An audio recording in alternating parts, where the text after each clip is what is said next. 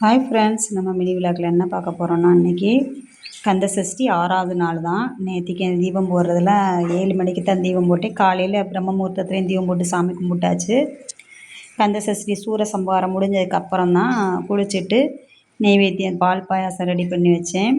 சூரசம்ஹாரம் முடிஞ்ச உடனேவும் நானும் குளிச்சுட்டு வந்துட்டு பூஜை அறையில் எல்லாமே எடுத்து வச்சு முருகருக்கு பாலாபிஷேகம் பண்ணிவிட்டு, வேலுக்கு முருகருக்கெல்லாம் பாலாபிஷேகம் பண்ணிவிட்டு, அதுக்கப்புறம் தான் விரதத்துக்கு படையெல்லாம் போட்டு நல்லபடியாக சாமி கும்பிட்டோம். கந்த சஷ்டி 6வது நாள்னால் மாவிரதம் தான் இருப்பாங்கன்னு சொன்னாங்க. மாவிரதம்னா எனக்கு என்னன்னே தெரில. எனக்கு இந்த விரதங்களோட முறைப்பாடுகளை பற்றியெல்லாம் எனக்கு ரொம்ப தெரியாது. பக்கத்தில் உள்ளவங்ககிட்ட விரதத்தை பற்றி எனக்கு சொல்லுங்கள், மாவிரதம்னா என்னன்னு கேட்டப்போ அவங்க சொன்னாங்க, மாவிளக்கு தீபம் போடுவாங்க, முருகன் கோயிலில் போய் பாருங்கள், இன்றைக்கி ஃபுல்லாகவே எல்லா பேரும் மாவிளக்கு தீபம் தான் போடுவாங்கன்னாங்க. இன்றைக்கி முருகன் கோயில் கிட்டக்க கூட போக முடியாது, அந்தளவுக்கு கூட்டம் இருக்கும். நமக்கு நெரிசலுனாலே நமக்கு ஆகாது. அதனால் என்ன பண்ணேன், முருகர் நம்ம வீட்டில் இருக்க முருகருக்கே நம்ம மாவிளக்கு தீபம் போட்டுடலான்னு வீட்டில் மாவு ரெடி பண்ணி மாவிளக்கு தீபம் போட்டு நல்லபடியாக சாமி கும்பிட்டாச்சு. மனசார கும்பிட்டு முடிச்சுட்டேன் இன்றைக்கி முருகரை நினச்சி.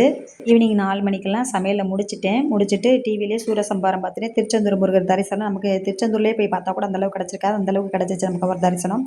இந்த வீடியோ பிடிச்சிருந்தா ஒரு லைக் போடுங்க. வீடியோ பார்க்குறவங்களுக்கு நன்றி, பாய்.